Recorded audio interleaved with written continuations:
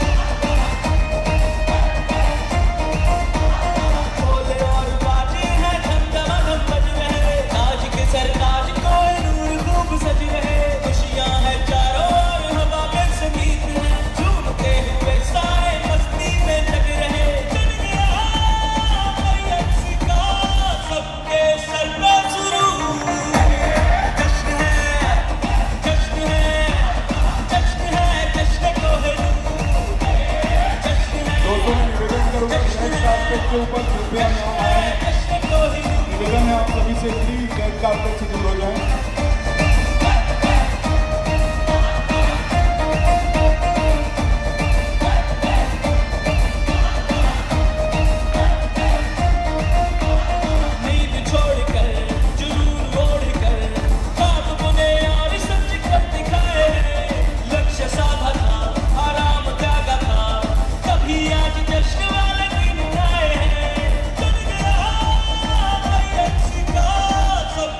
Surprise!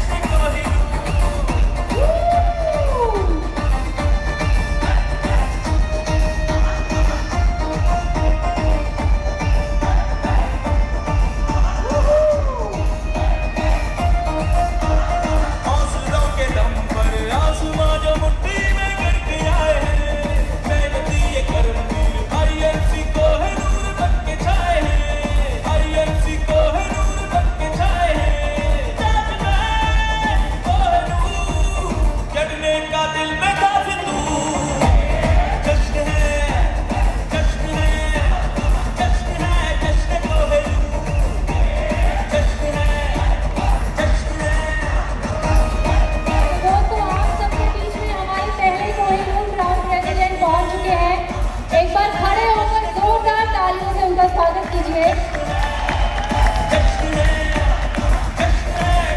तालियों की गड़गड़ाहट जो है उससे पूरा छत्तीसगढ़ आवाज आनी चाहिए दोस्तों।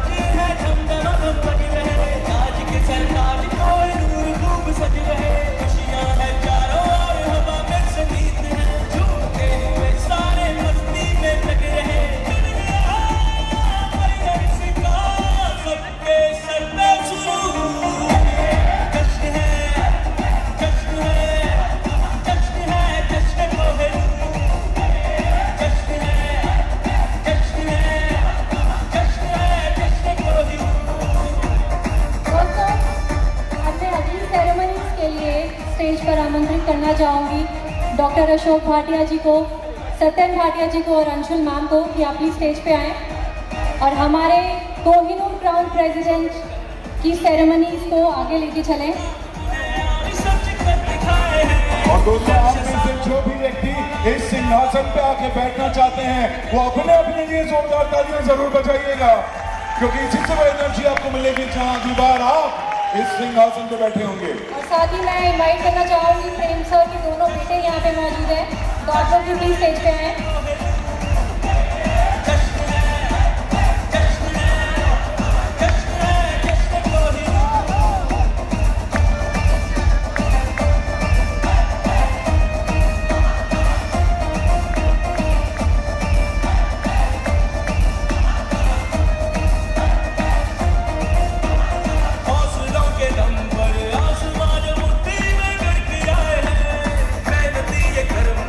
IMC को है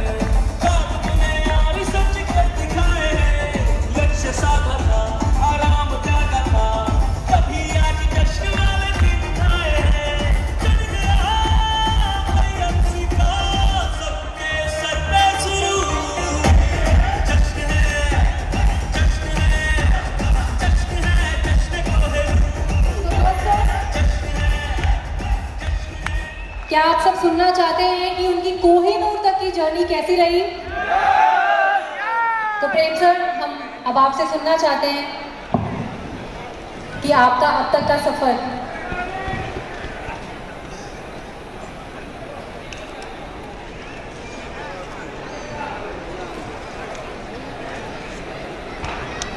कि आपका अब तक का सफर from an associate to Kohinoor कैसा रहा? क्योंकि यहाँ पे जितने भी लोग बैठे हैं, मुझे पूरा यकीन है कि आप सब इनसे बहुत इंस्पायर्ड हैं, इनसे बहुत कुछ सीखना चाहते हैं और इनके जैसा बनना चाहते हैं। तो क्या आप सुनने के लिए तैयार हैं? यस। Thank you ma'am. मैं अपनी बात को शुरू करूं उससे पहले, क्योंकि यहाँ तक पहुँचने में कुछ लोगों का साथ रहा है, कुछ लोगों का प्यार रहा है, जिसकी वजह से यहाँ तक मैं पहुँचा हूँ। उसमें से जो है मेरा साथ देने वाली, हर जगह हर पल जो है सहयोग करने वाली मेरी धर्मपत्नी। तो मैं अपनी बात को शुरू करूँ उससे पहले 1 मिनट का मैसेज वाइफ की तरफ से। Good evening. पहले तो मैं अपने गुरु जो मेरे भगवान के देन है सत्यन सर और अशोक भाटिया, उनके चरणों में बार-बार नमन करूंगी। और इतना बड़ा भव्य हमारा स्वागत देख के भी मतलब मन में हो जाता है कि कहाँ ये ऐसा स्वागत कहीं नहीं मिलेगा जो यहाँ होगा। और आप लोग ये देखें, ये ऐसे स्वागत आप लोग का भी हो, तो आप लोग भी ऐसा मेहनत करें कि आप लोग इस लेवल तक आए। और आज मैं बस एक ही कहूँगी कि हम तो इस मुकाम पे पहुंच चुके हैं कामयाबी की, लेकिन जो छोटे लेवल पे हैं, जो मेरे डाउन है, उनको भी चाहती कि वो भी बड़े इसमें आए। वाइट ये सोफा है, सभी हमारी टीम इस सोफे पे रहे, यही मेरी इच्छा है अपनी टीम से। Good evening. Thank you. Good evening. देखो, इतने कम आवाज में, इतने कम जो है ना जोश में जो है, क्या लगता है कोहिनूर बना जा सकता है? नहीं। तो जोश, जुनून, आग वाला होना चाहिए कि यस मैं कर सकता हूं, तभी जो है ये मुकाम मिलता है। तैयार है? देखो, उम्र 42 साल हो चुकी है और 42 साल की उम्र का सफर अगर मैं बताने लगूं तो शायद अगले 42 साल लगेंगे। लेकिन इस बिजनेस में जो है क्या नहीं करना है ये पता होना चाहिए, क्योंकि क्या करना है वो हमें पता है, जिसकी वजह से लोग जो है लेवल लेते हैं, सुपरस्टार बनते हैं, सिल्वर बनते हैं, गोल्ड बनते हैं, रूबी बनते हैं, चेयरमैन बनते हैं और कोहिनूर तक पहुंच जाते हैं। ये सबको पता है कि 5 टीम अगर क्वालिफाई हो गई तो हमारा लेवल चेयरमैन लेवल का हो जाता है। लेकिन क्या नहीं करना है, ये सबसे बड़ी दिक्कत की बात होती है। और अगर हमें ये पता हो कि क्या नहीं करना है तो हमारा काम बड़ा आसान हो जाता है। इस बिजनेस को आज करते हुए मुझे 11 साल और करीबन 5 महीने हो चुके। 12वें साल में मैं एंटर कर चुका हूँ इस बिजनेस के अंदर। और मेरे जो भी सपने थे, एक आम आदमी का जो सपना होता है, एक अच्छा घर, एक अच्छी गाड़ी, ठीक ठाक बैंक बैलेंस, बच्चे अच्छे स्कूल में पढ़े, वो सारी चीजें इस बिजनेस ने मुझे दे दिया है। और सिक्योरिटी की बात करूं तो सिक्योरिटी वो होता है कि मेरे बाद मेरे परिवार को पैसों की दिक्कत ना हो, मेरे बच्चों को पैसों की दिक्कत ना हो, तो वो ये मुकाम पे आने के बाद वो सारी चीजें मिलनी शुरू हो जाती है। बात करूं सेकंड जनरेशन की बात, तो आज ये बिजनेस मैं कर रहा हूं और मेरे दोनों बच्चे आज मेरे साथ हैं, एक 17 साल का, एक 14 साल का। मैंने पहले भी एक कमिटमेंट किया था कि जिस दिन मेरे बच्चे माइक पकड़ेंगे तो उस दिन कंपनी के टॉप लेवल पे ही माइक पकड़ेंगे, तो टॉप लेवल पे ही माइक पकड़ेंगे। ये पावर आईएमसी बिजनेस की, ये पावर मेरी नहीं है। ये हुआ क्यों? उसके पीछे एक रीजन रहा कि सन 2007 में मैंने आईएमसी को ज्वाइन किया और सन 2007 में ही मैंने आईएमसी को छोड़ दिया।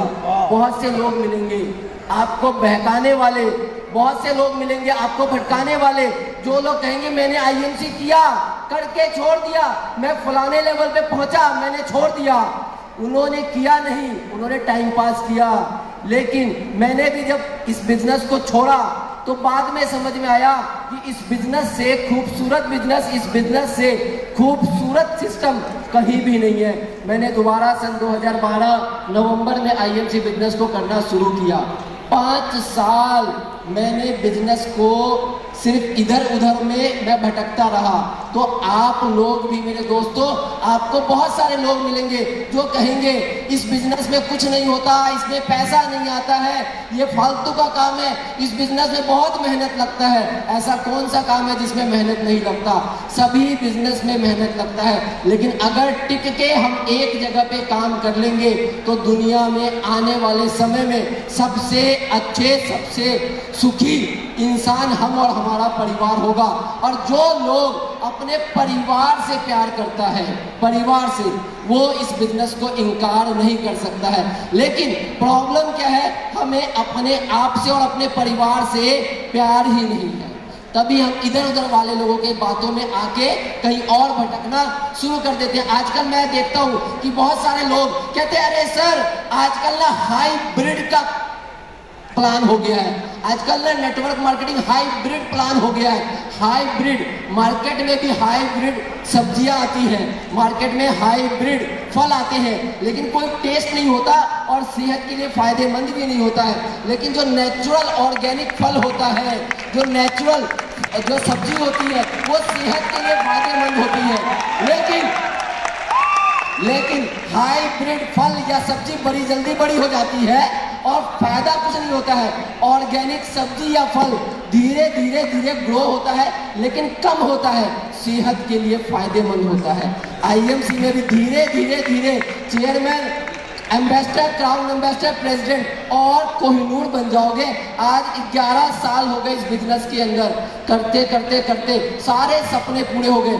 11 साल, लोगों की उम्र बीत गई, 50 साल हो गए, 60 साल हो गई लोगों की, 70 साल हो गए लोगों की उम्र, लेकिन आज तक उन्होंने जो है अपने जिंदगी में इंटरनेशनल टूर नहीं किया, एक अच्छी गाड़ी नहीं खरीद पाए, अच्छे ठीक ठाक ट्रिप नहीं कर पाए फैमिली के साथ। इस बिजनेस के माध्यम से इंटरनेशनल ट्रिप बहुत सारी किया। गाड़ियों की बात करूं तो अच्छी लग्जरी गाड़ियों में से जो है सारी गाड़ियां खरीदी, अच्छा घर बनाया, ये सारी चीजें आईएमसी बिजनेस की वजह से हो पाया। रीजन कि मैंने इधर उधर की बातों में 2007 के बाद 2012 में जब ज्वाइन किया तो मैंने सुना नहीं, कोई कुछ कहता चला गया, मेरे को कोई फर्क नहीं पड़ा। मुझे सिर्फ एक चीज का फर्क था कि अगर मैंने इस बिजनेस को नहीं किया तो मेरे परिवार, मेरे बच्चों के सपने कैसे पूरे होंगे। फाइनली 2012 में मेरे ग्रेट अपलाइन, क्योंकि वो मेरे अपलाइन ही नहीं, मेरे मित्र हैं, मेरे दोस्त हैं, मैं कभी भी उनको भगवान नहीं कहता, मैं कभी भी उनको अल्लाह खुदा नहीं कहता, क्योंकि भगवान ने इंसान बनाया है और हर एक इंसान को एक गुरु दिया है और वो मेरे ग्रेट अपलाइन गुरु के रूप में उन्होंने मेरा हर वक्त, हर कदम पे मेरा साथ दिया। वो कोई और नहीं, मेरे ग्रेट अपलाइन आदरणीय मिस्टर सत्यन भाटिया जी। और आज खुशी की बात है कि आज हमारी कंपनी का 17वीं सालगिरह भी है और उनका जन्मदिन भी है, और उनके जन्मदिन पे जो है ये कोहिनूर का तोहफा, कोहिनूर का पिन से सम्मानित जो है किया गया उनके जन्मदिन के ऊपर। तो ये मेरे लिए सबसे खुशकिस्मती की बात है कि सर के जन्मदिन के ऊपर। और यही चीज जो है मैं अपनी टीम के साथ जो है यही चाहता हूँ कि आज मेरी पूरे इंटायर टीम की वजह से मैं यहाँ तक पहुँचा। ये मेरी अकेले की मेहनत नहीं है। अशोक सर ने जैसे बताया कि मेरी किस्मत खराब हो सकती है, यस, बहुत से लोगों को लगता है कि मेरी किस्मत खराब हो सकती है, तो मेरे भी मैं मानता था कि मेरी किस्मत खराब है। लेकिन ये network industry direct selling IMC business में मुझे बहुत सारे ऐसे लोग मिले,